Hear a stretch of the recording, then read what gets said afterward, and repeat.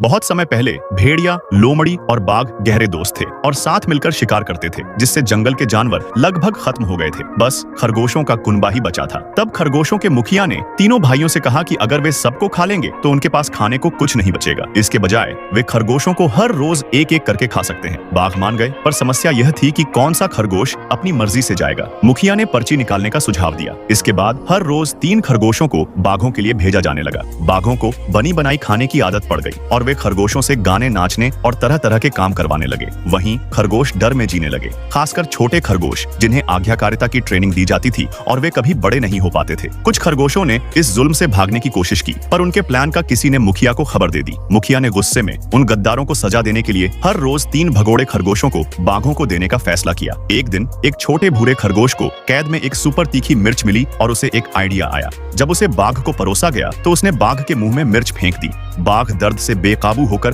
पानी ढूंढने लगा और जब तक उसे राहत मिली तब तक उसका खाना गायब हो चुका था। इससे बाघों में झगड़ा हो गया और वे एक दूसरे के दुश्मन बन गए। चालाक लोमड़ी ने खरगोशों से मदद मांगी, वादा किया कि वह उन्हें बाघ के चंगुल से छुड़ाएगा। पहले तो खरगोश डरे, पर छोटे भूरे खरगोश के समझाने पर वे मान गए कि अब वे एक टीम में हैं। प्लान के लिए उन्हें सबसे कमजोर खरगोश को बाघ को लुभाने के लिए भेजना था। मुखिया अकेले ही गए। बाघ ने उन्हें खाने से मना कर दिया और गुस्से में खुद शिकार करने निकल पड़ा। मुखिया ने बाघ को एक कुएं की तरफ इशारा करते हुए कहा कि दूसरा बाघ अंदर छिपा है। बाघ ने पानी में अपनी परछाई देखी और उसमें कूद गया। लोमड़ी ने तुरंत कुएं का ढक्कन बंद कर दिया, लेकिन लोमड़ी की नीयत भी ठीक नहीं थी। उसने खरगोशों को फिर से खाने की कोशिश की। खरगोश लोमड़ी को चकमा देता रहा और अंत में लोमड़ी भी कुएं में गिर गया और इसके बाद खरगोशों का कुनबा पूरी तरह आजाद हो गया।